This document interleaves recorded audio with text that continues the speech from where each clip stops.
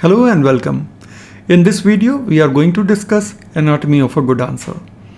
So we are going to see what are the ingredients that one should be using while writing a short note, and it is the short note format that has now been the standard format for asking question in the main examination. This video is more or less a follow-up of one of my earlier videos where I had discussed what should be the ingredient of a good answer, and here I am going to take up an example, and with help of this example I am going to show you how you can write a good well-balanced answer while respecting the time limit as well as the constraints given by the UPSC in terms of word limit. So before we start with the example question which has already been asked in the main examination, I would like to bring your attention to what constitutes a good answer for the examiner and what for a candidate like you should be the meaning of a good answer. So here we go. There are 4 points which constitute a good answer from the eyes of the candidate. So first and foremost, your answer should be easy to revise. Not more than 5 minutes should be taken to revise your answer. Next, the answer should have the concept and the facts mentioned in such a manner that it is superior to 99% of your competitors. For you, it should be easy to reproduce, not more than 10 minutes. That is the time you are going to get in the UPSC main examination for writing one answer. In one paper of the main examination, approximately 17 to 18 short note type of answers have to be written. Effectively, you get not more than 10 minutes.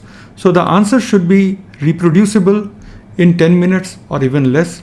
And the last point is you should be concise so that you do not exceed the word limit. Seen from the eyes of an examiner, the answer should be easy to read. An examiner should be able to read your short note in approximately 2 minutes or something like this. The answer should be conceptually in your handwriting as well as factually. It should be easy to navigate. You need to give headings, subheadings, and everything that helps the examiner go through easily and swiftly through your answer.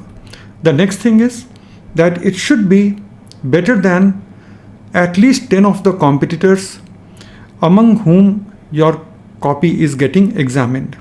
So 10 competitors ahead of you, 10 competitors behind you, your answer should be better than these competitors. Next thing is, which is very important, that the examiners normally look for certain keywords when they are evaluating your answers. Each question, when you try to answer it, there are going to be certain technical keywords, there are certain central concepts. An examiner would first look for those keywords and concepts. If you have good understanding of the subject, you will anyway be using them. Make sure that you are underlining or you are making it prominent so that examiner can easily understand that okay, you are aware of the fundamentals, the essential fundamentals of the subject. Therefore, in your answer, all the right keywords are present. Lastly, overall the impact of answer should be such that examiner would not be hesitating giving you 60 to 65% of marks. If all of these things from the examiner's point of view are fulfilled by the answer, examiner would not be hesitating in rewarding you very handsomely. Now let us see what is the question that we are going to see for our discussion. So the question for discussion is a cell bio question. It is a topic that is a part of both botany and zoology syllabus, and the question is on polytene chromosomes. So that's the scope of the question, that the question is on polytene chromosomes. The question has been asked for 20 marks. That basically means approximately 250 words should be the limit of this answer's length. Now let's analyze the question and then we will examine the parts of the answer. This question has got 2 parts. The first part is very straight. What are giant chromosomes? That's the first part. The second part is explain their structural and functional characteristics with reference to polytene chromosome. So be totally clear about it that the examiner is asking you to explain the properties both functional and structural, of the giant chromosomes and using polytene chromosome as an example. So these are the two parts. If you see, the first part should be getting not more than 1/4 of the weightage of the entire answer, whereas the second part, where you are dealing with the structure as well as the functional characteristics of the giant chromosomes, this is going to be the bigger part, and it can occupy approximately 75% of your answer. That is how you have to divide. And before we move any further, I would like to remind you again that the question is asking you to discuss the structural and functional characteristics of giant chromosomes, and you are going to do it using example of polytene chromosomes. And in the first part of answer, you should also be mentioning the other type of giant chromosome, that means the Lamprey chromosomes. Let us see the answer. And before we see the answer, let me tell you very honestly and very humbly that it is not supposed to be the best answer which can be written. You can certainly do better than me. This is meant to be a guidance on how to construct your answer, and you are always encouraged to do better than what I have done. Let's take a look now. So those who have seen one of my earlier videos on answer writing would know that these are the 12 qualities in an answer that I had suggested. I will quickly read through it. You have to stay totally focused on the demands of the question. Then you have to pay attention to the wordings of the question, what exactly the question is asking. For example, the second part of this question is about structural and functional characteristics of giant chromosome with reference to polytene. Third, facts and concepts should be clearly stated. It is a science subject, so factually you always have to be correct. When you are giving a phenomenon, you have to give an example. This is being specific and substantiating your observations. You have to be concise without consuming many words. You have to convey the central ideas. Give complete information. That means all the pertinent facts should be brought within your answer. Then you should be using the terminology of the subject rather than going too general. In the optional subject, you have to speak the language of the subject itself. You have to structure your answer well into well-organized initial part, well-organized conclusion, and in the central part you will be dealing with each component of the question. Then illustration with example, charts and figures are necessary. And then whatever it takes, make it easy for the examiner. And lastly, pack a punch. Packing a punch means do everything relevant which makes your answer stand out in the light of the competition. Now let's see how I have dealt with this answer. So here we are. That's the first part. In this part I am dealing with what are giant chromosomes. So what I have marked in yellow is the part that I am dealing with. This part I have given the weightage of 55%, so that is almost only 20%, and rest of the 80% I have reserved for the structural and functional characteristics.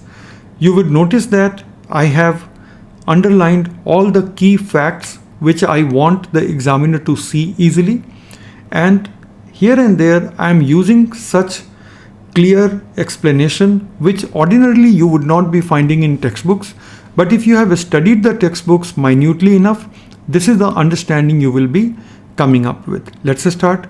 So the first part is, how am I defining the giant chromosome? So I'm saying giant chromosomes are exceptionally large eukaryotic chromosomes or chromosomal complexes. Now what's the meaning of this chromosomal complexes? Here I am making an apparent mention of Lamprey chromosome. The Lamprey chromosomes are giant chromosomes, and incidentally they are not single chromosome, they are pair of homologous chromosomes during the meiosis, and therefore the Lamprey chromosome is not an ordinary chromosome, it's a chromosomal complex. That's what I have highlighted here. So coming back, giant chromosomes are exceptionally large eukaryotic chromosomes or chromosomal complexes. And how large? They are large enough to be visible to unaided human eyes. Unaided human eyes is more scientifically accurate way to explain that. You are not using any magnification device, still it is large enough to be seen by you. Lot of careless people would write naked eyes, but actually it should be unaided human eyes. Next, I am giving the example of the two giant chromosomes which are well known, polytene and Lambrusch. Then I have also made sure that I am writing very clearly where the polytene chromosomes are found, metamorphosing dipteran larvae, and that too within their salivary gland. So this gives a very clear idea at what stage, in which organism, in which part of the body the cells will show polytene chromosome. Then if you notice a little later, I am mentioning that in certain type of plant tissues also the polytene chromosomes may be found. And I am not refraining from giving example. I am giving proper example that it will be found in tapetum and it will be found in suspensor cells. Then I make a mention of Lambrusch chromosome, and then I mention that Lambrusch chromosomes are present in maturing oocytes, in fishes and amphibians. Moreover, I am also mentioning, highlighting actually, what stage of the cell cycle polytene chromosome is found and what stage of the cell cycle the Lambrusch chromosome is found. So right in the introduction, I have given so many facts, and these are very basic facts. This you will be able to find in absolutely any Indian textbook. All these facts, nothing I have used something which you will not be finding an easily available book. The point is how I am using those facts to my advantage. So I have brought all of this at one place. Hopefully the examiner will be happy with this kind of opening of the answer.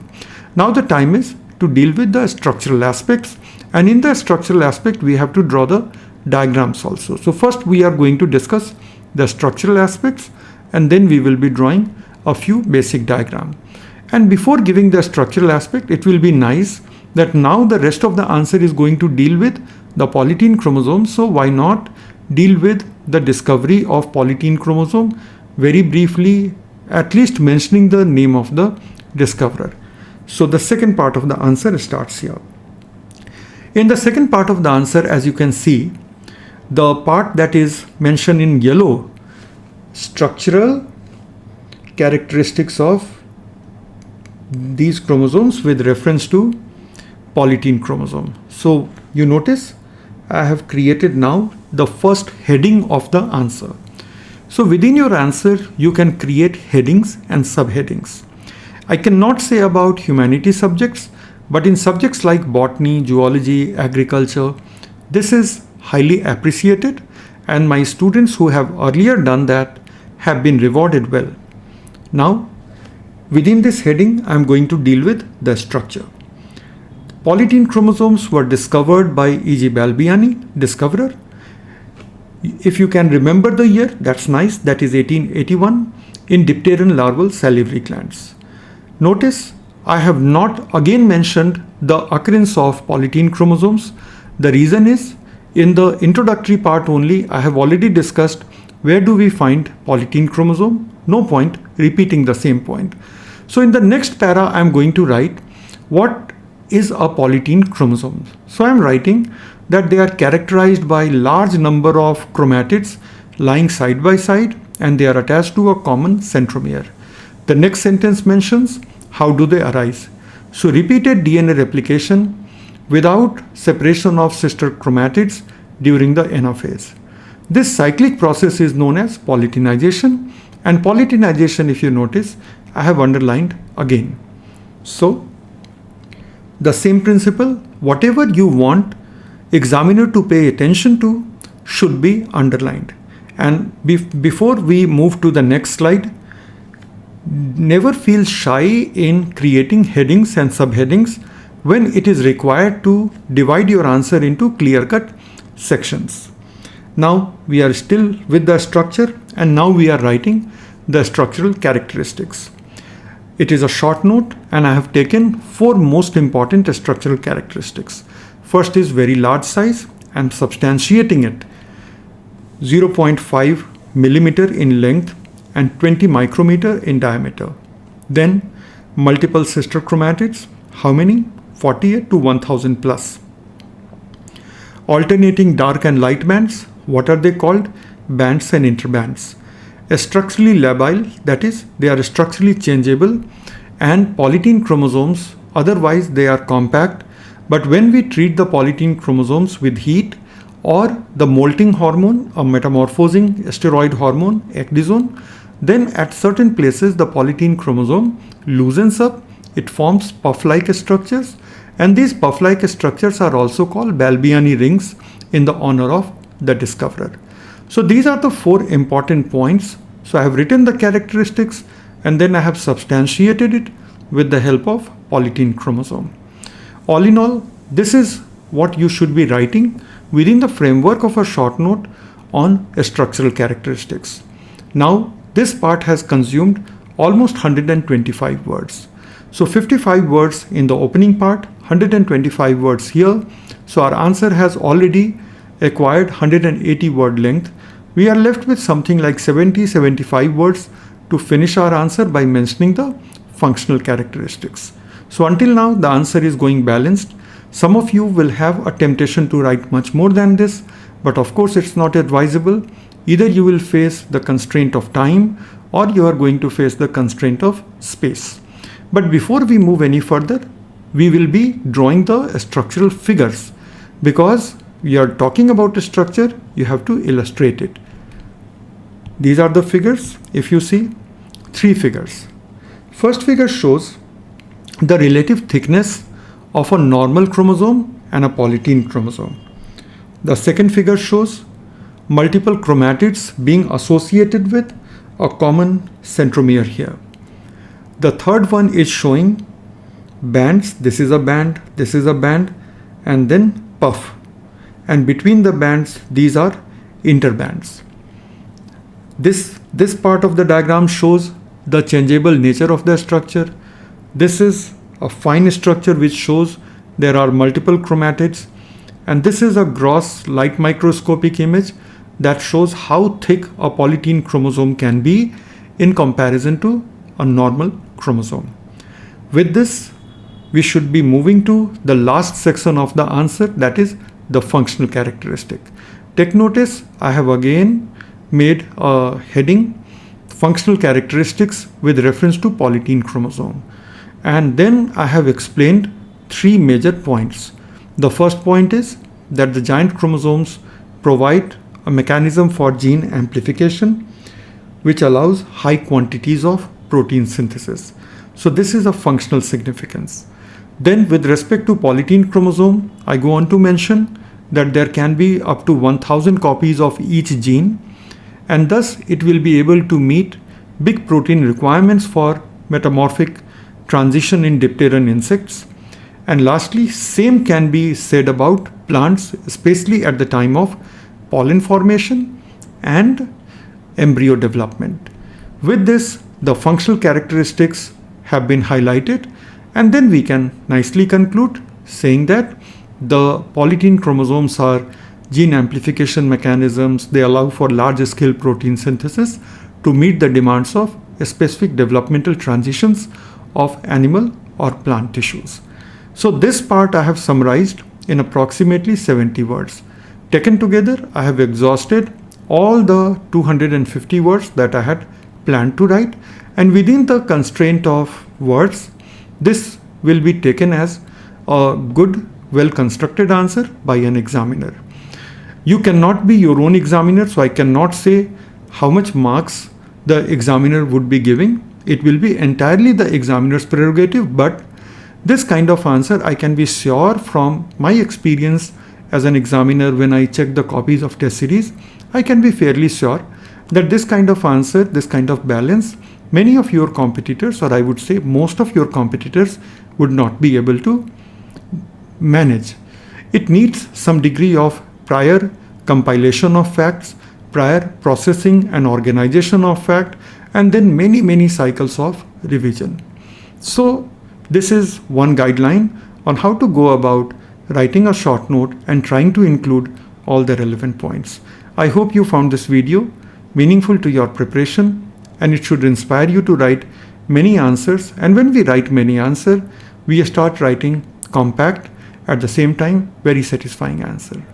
So I hope you really do that and achieve that. Till we meet again, goodbye and good luck to all of you.